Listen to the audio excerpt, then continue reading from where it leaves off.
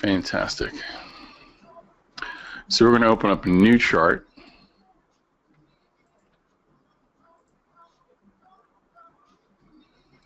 And I'm going to load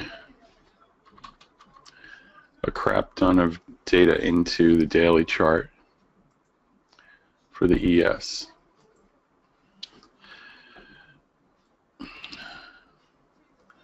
Holy cow. Now, those of you that have been watching my videos for a while, you know that we've been doing something called the solar cycle analysis.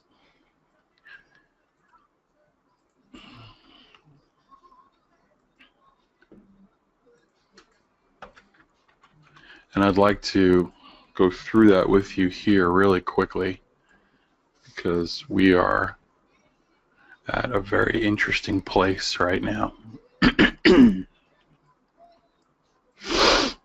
So these red and green dots represent the last places that our sun, Earth's sun, had a minimum and maximum number of sunspots. And there's plenty of videos out on YouTube right now discussing on my channel what those spots tend to do in relation to human behavior. And so I'm just going to recreate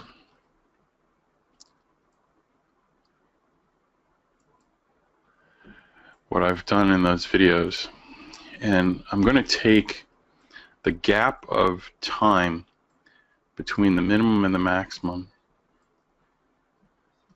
and I'm going to project forward into the future 150% and 200% of that gap. And when I do, you're going to start to see some pretty funky stuff.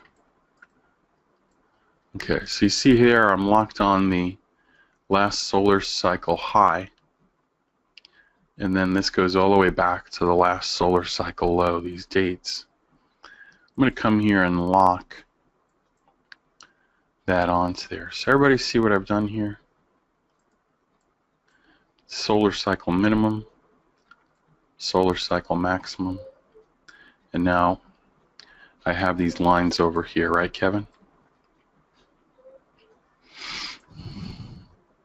So, as per the last videos, take the last known solar cycle gap, project 50% and 100% of that gap forward into the future.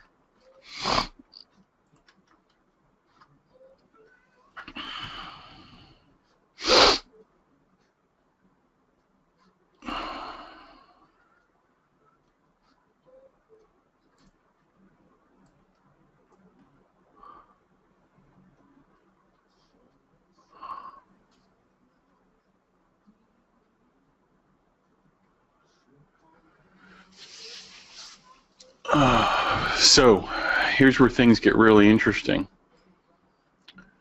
When you have gaps, like the ones we've drawn, I want you to see how they oscillate in color. So Mary, this last signal was a red signal. The one after that, Mike, is going to be a green, because time follows an oscillatory law. When you use these kinds of splits and start to divide time, it follows an oscillatory law. Red, green, red, green, red, green, red, green. Does that make sense? When we split it, it goes red, green, red, green, red, green. Well, I'm going to take this first gap between the 100 and the 150% gap right here, and I'm going to split it into thirds. And I want you to see what starts to happen here. some predictable things occur at the splits, which is pretty fortuitous for us because we can project out into the future once we master this technique. So here we go. I'm just going to lock on to that date. Now check this shenanigan out.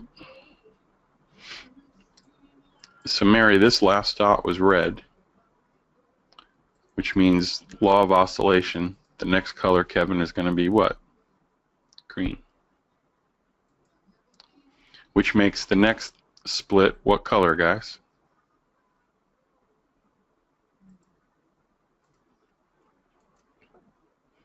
Red, green, red.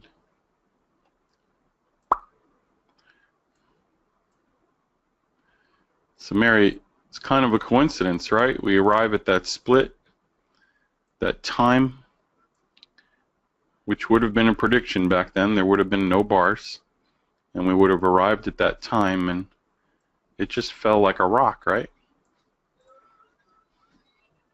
Fascinating. Okay, and then over here, Kevin, we arrived at that time, and it was the deep pullback straight up. Now, when there was a solar cycle maximum, Kevin, you'll notice that we had our stereotypical reaccumulation phase right here. You see how the market kind of went sideways for a while? It hit that high, and then just kind of, and then dropped, and then just bounced around here from March to June. March, April, May. So for 90 days, it stopped going up. So historically, Leonard, when we arrive at a selling pressure time in an uptrend, whether it be on the time warp, whether it be on the flux, or any time-based chart, one of two things is expected. We expect either massive consolidation or we expect a retracement. Now, here's where things start to get really weird. Mary, if I take any of these three gaps, whatever I do to one space of time, I can do to another space of time, meaning we can split and look for smaller and smaller cycles. Okay, so as of right now, I have those three splits, and then between the 150% extension and the 200% extension, I can split that.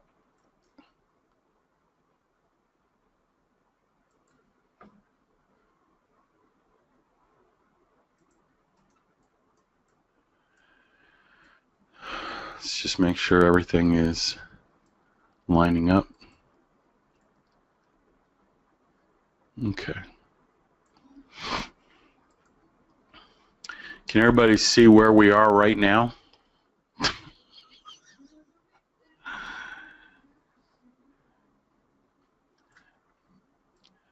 I'm not going to go much further.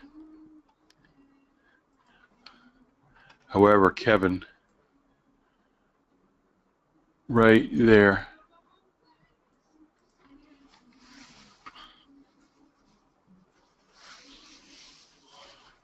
is where we are.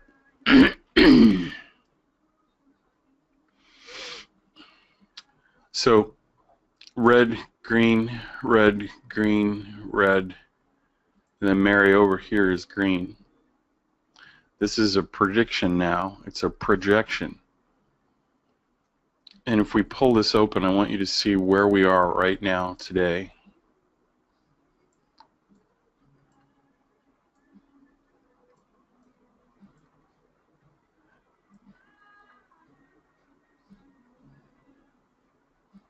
So that was yesterday. And one of the things I've learned, Kevin, is when the prediction falls on in between two bars like that, the signal can be on the candle on the left, or you'll have a climax signal on the right. Meaning, the way these splits work out, sometimes it's halfway between the day. And so the signal, the drop can occur on this bar, or Mary, it can occur on the bar on this side of the line. It sort of cuts the cake in half.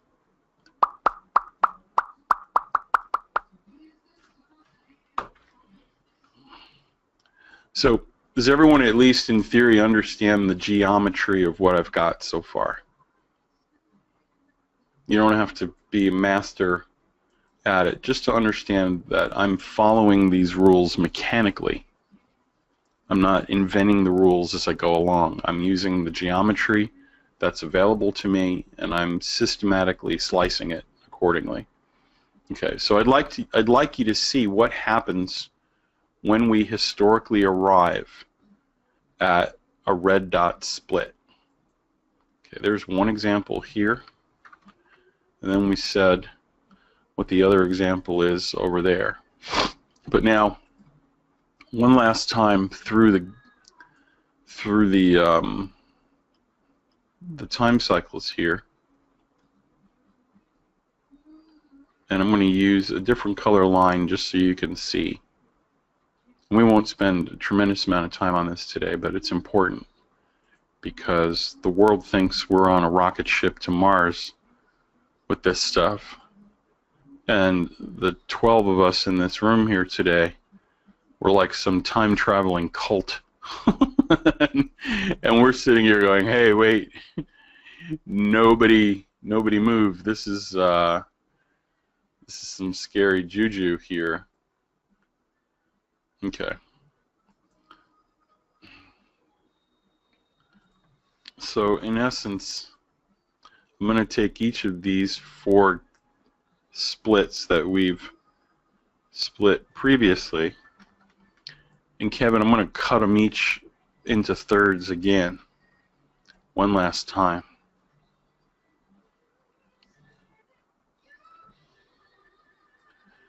Okay. So it starts to look like a jail bar, right? Looks like the bars of a jail cell or a fence where these cycles are repeating over and over again. So Mary, that signal was red, which makes the next one green, which makes the next one red.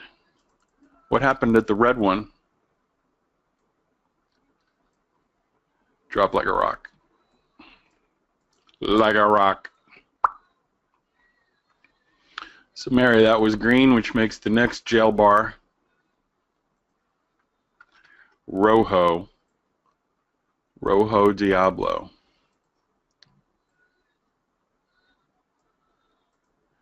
Okay. If that one's red, the next one is green. That's right. Which makes the next one red, which makes the next one green.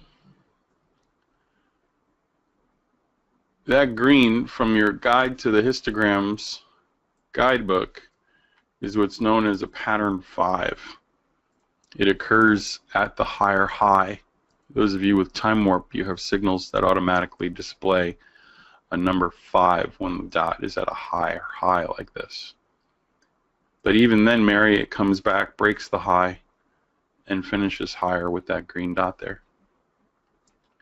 And then the next signal after that, if it was green before, Tim is what? Rojo. Red. You see what happens at the red signal, guys? Okay. Green. Next one is red. Right here.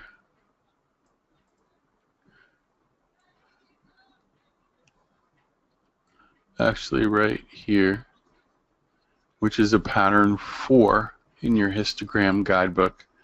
The selling pressure signal occurs at a new low right here.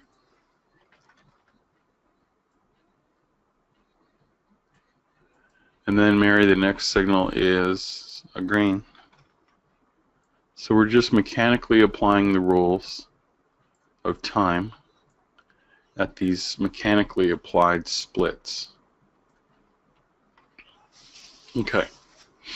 Everybody with me so far?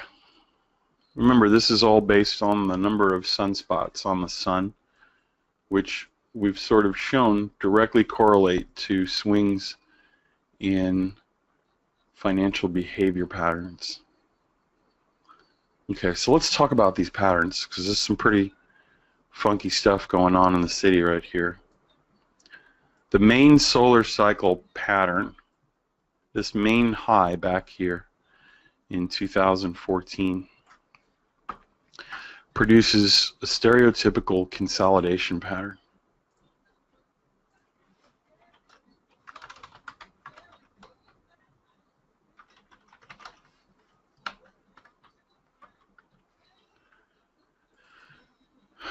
Consolidation at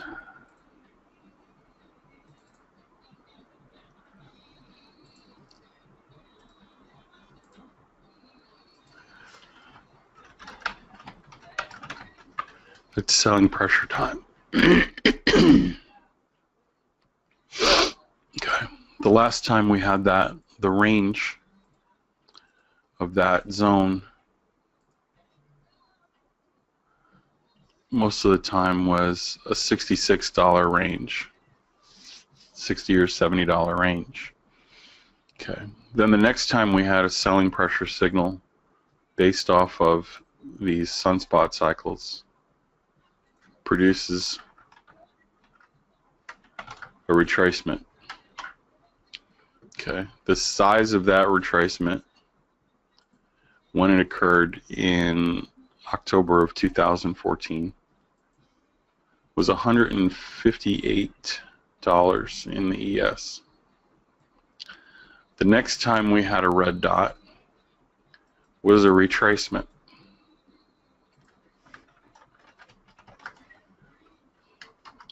That retracement produced a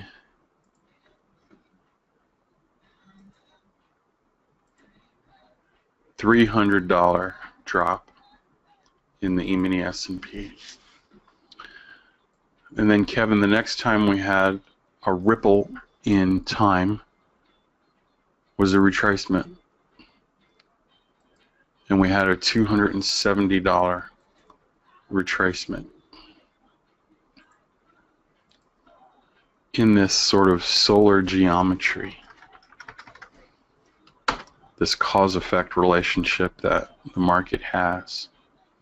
And Mary, we had the next solar cycle ripple. It was a combination of a retracement and consolidation.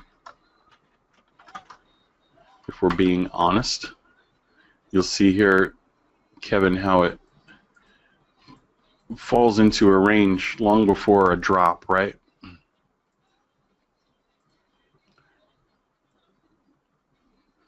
Right there. So we'll measure the size of the range. $37 left to right, and then the drop. This was the boom election. $154 of a drop. Now the Fed starts printing money, hard as it can go. Republican in office, yada, yada, yada. And now, Mary, we get to this one, and can everybody see how this pattern right here in March of 2017 bears some resemblance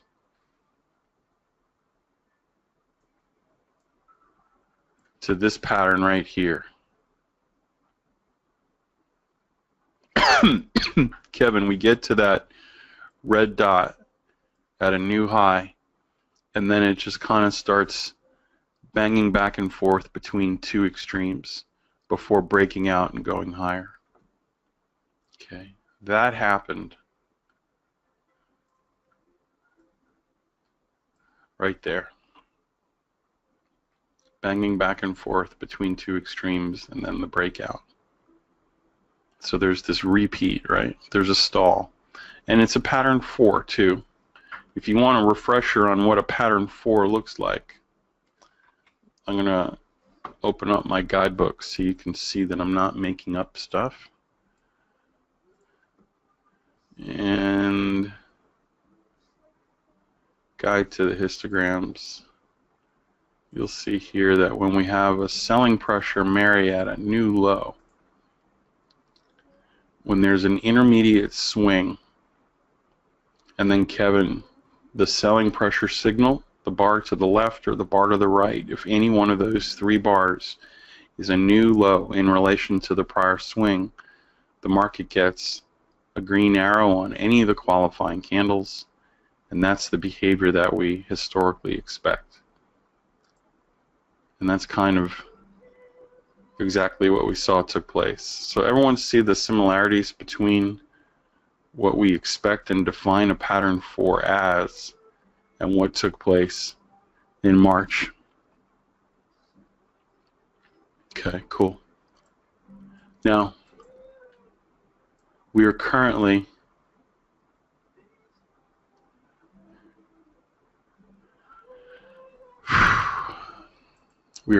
nowhere near a low.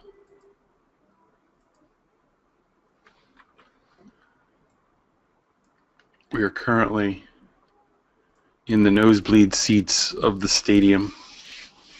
So, Don, good morning, by the way. Don, there's nothing about that signal that indicates a pattern 4. Leonard, there is nothing about where we are in time that looks anything like that signal. Can we agree?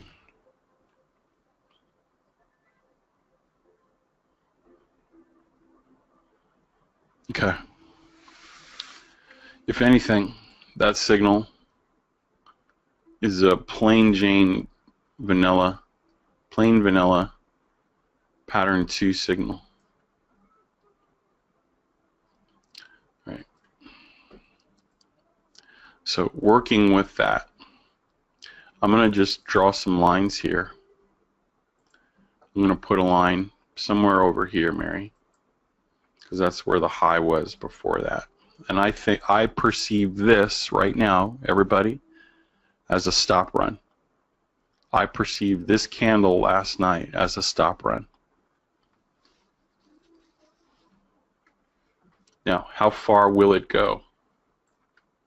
Or might it go? Well, we know there are 2 possibilities. We know that there's potential for a drop, and then, Mary, there's a potential for consolidation. So let's take a look at the last time we had this normal signal at a high. So Kevin, check it out. Ready? There was the high before the signal. I'll pull it up so you can see it. So Kevin, here was the high before the signal. And Mary, can you see the stop run right after? I'm going to draw a second rectangle right here because banks have no imagination whatsoever. They just do what they do. Okay. And then most of the consolidation, I'm going to be judicious here with this. You know what? We'll get a couple. We'll get a couple rectangles working here, and I'm going to transfer them over. There's the first big deep drop, and then Mary, I'm going to come all the way down to here. Okay, so guys, I'm going to harvest some data from the last pattern.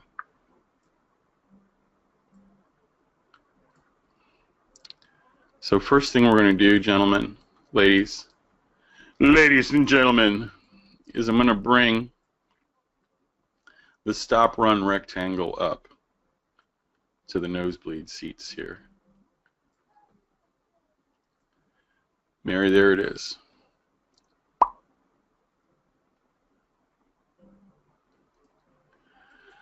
That puts us at 25.8825. If they repeat what they did over back here. Okay, now where's the first drop down into after that? That little Kumasiyama right here, guys. Let's pull that up. This is my favorite part of what we do, by the way. Catching these knuckleheads before the move occurs. Okay, so now look. If it drops, this is the first place we expect the drop to go. 25.63. So from 88, 89 area down to 63. Let's go back and get our other rectangles.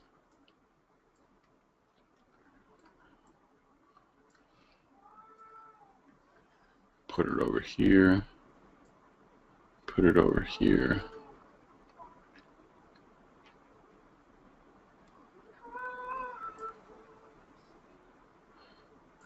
This is just short term too. Okay, second rectangle, everybody. Excuse me, is here. Third rectangle. Look at that, guys. Wow. Is right there. Now, why is that interesting to you? Anybody? Can you see some interesting things going on here?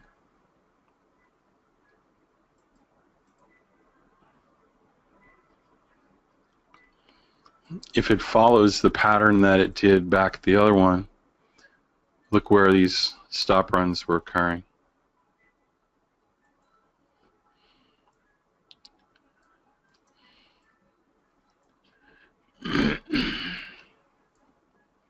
So there's something important happening here. There's something important happening at that pullback area. And then, Mary, there was something happening important at that pullback area. Would you guys agree with that? Those were places that the market pulled back to for supply. 1, 2, 3.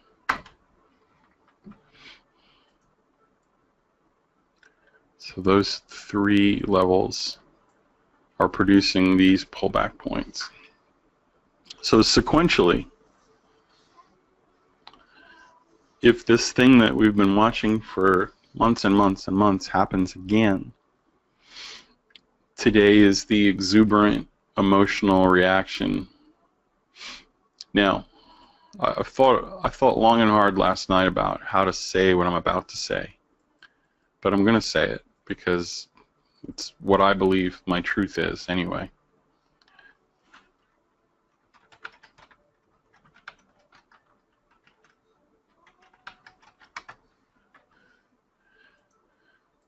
I believe that these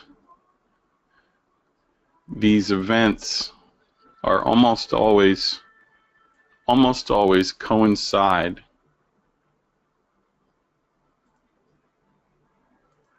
with some form of cataclysmic event. Now, we can debate whether or not the event was staged or orchestrated to produce a desired mass effect in the population of trading and finances, or if the event occurs as a natural consequence of solar excitation, meaning you can only give a little kid so much soda before they have a meltdown.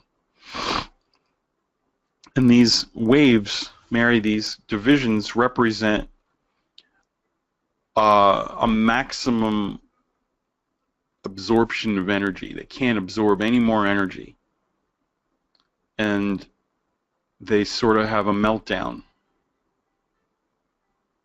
like a kid in a supermarket whose mother gave them too many Frosted Flakes in the morning and they're just starting to crash and melt down. That's what happens at these points in time. So to me, it's not unusual, as weird as this sounds, that something happened yesterday, that somebody drove a truck into a bike lane on that day. In fact, if you come with me to a PowerPoint that I've been slogging around for, I don't even know, almost 10 years now, you'll see that violence escalates at solar peaks. Forgive the, here we go.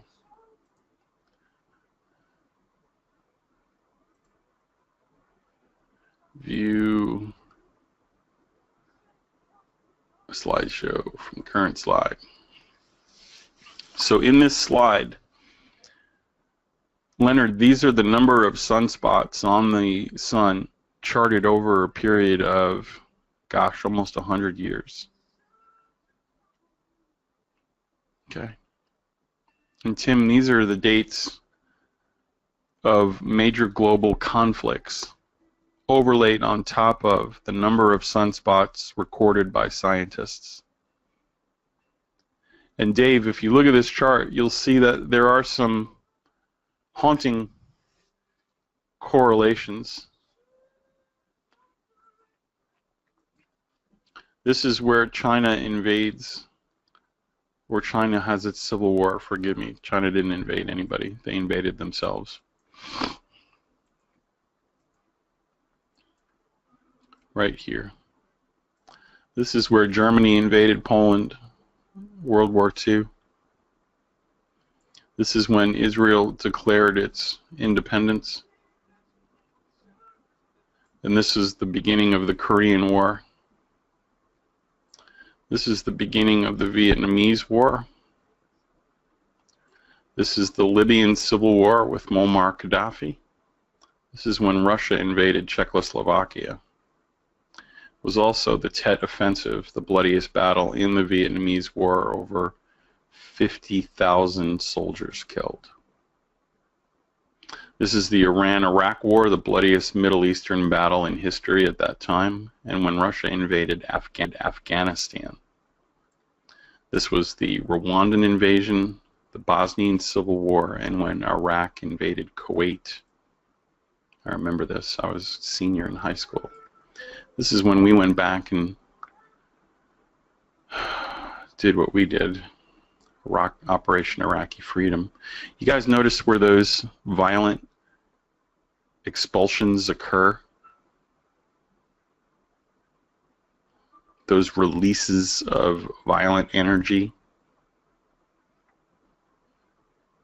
Again, think of it like a balloon. You put a little air into it, and then Leonard blows up. You put more air into it, it blows up. You put more air into it, it blows up. But now the rubber can't expand anymore. And if you try to put any more air into it, Leonard, it pops, right? So these solar peaks are sort of cosmic pop points where biologically, physiologically, psychologically, we know internally this is it. We are on our most delicate edges of the knife blade. And it just takes a little pinprick, says Tim, to make the whole thing blow. So it's not a surprise to me to see some form of cataclysmic event as we come into these peaks. In fact, I expect those things to occur. And so this morning, just kind of scanning through, why wouldn't somebody drive a Home Depot truck through a bike lane, messing up the lives of, 20, 30 people. Then we also had a wonderful article right here. Iran threatens ballistic missile strikes on American forces. We can hit all U.S. bases. When did they say that? October 31st. It's right here. And so if you start to peruse your periodicals, you'll see that there's a whole host of violent outbursts and activities. You'll notice, when did all these rape allegations and stuff start to come out? When did people get really energized by all of that? When did Mueller announce his prosecution? We're going to get those guys. Can't wait anymore. We're going to get those guys. Right? It all starts happening right here.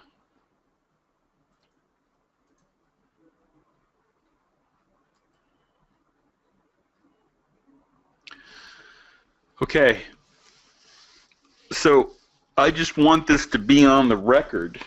We're going to post this to our YouTube channel later when I download this video file. Again, for the record, it is November 1st, 2017. It is 8:47 Eastern Time. No, Leonard, it's not a rally. It's not a rally. This, what you're seeing here, it's a stop run. The banks, Leonard, are not buying here. The banks are selling. They know this is occurring. They know this. If I know this, they know it, Leonard. So they let people, they tease them into these higher runs. They let price come down to these supply points where people have been patiently waiting for a pullback. People whose brokers have been telling them, Leonard, you better get in on this thing, man. It's going to go up another $30,000. I swear, never seen anything like it. You're going to make $1 million, my friend. Just give me some money to invest. You're going to miss it. We're going to miss it. Thing's going to go another $100,000 straight up. And the banks are selling the entire time into that. And then, Leonard, there's historically one last candle. One last, the Climax Candle. You've seen them. They're called high volume candle. Down below here, you will, if you watch your volume charts, a lot of times you'll see a surge like that. And then people ask the wonderful question that they always ask. Why are we so high? How did we get so far up here? Why are we not going any higher? Why are we seemingly stalling? Oh no. Oh, shoot. One of the ways historically that I know we're near a high, and I've been talking about this with some of you, are these monster volatile candles. When we have huge volatility like this.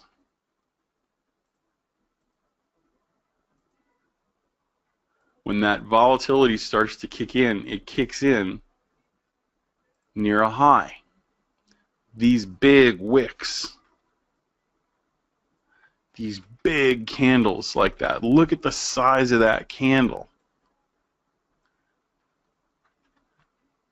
People start to see that big move, Leonard. They're like, wow, the market went up $100. The market went up $30 today. Man, I better get in on this. It's going to go up another $30.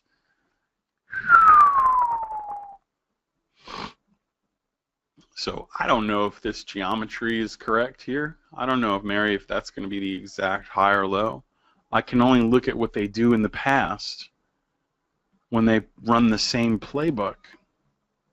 Does that make sense? Okay. You guys are awesome. There's 10 people in the world who know what's going on right now. And it's a pleasure and a privilege to be able to show that to you. So, listen, it could go up another $300, and I'm completely wrong. But here's the deal. If we go past 590 and we close above that level, then I'm wrong. All bets are off, and this thing's going to go up till the next green cycle.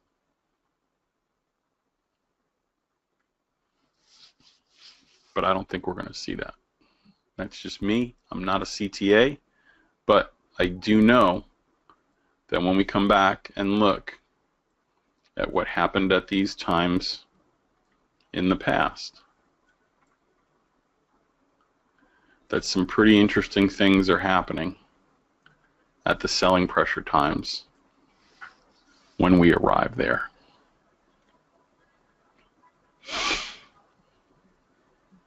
We'll see. Okay.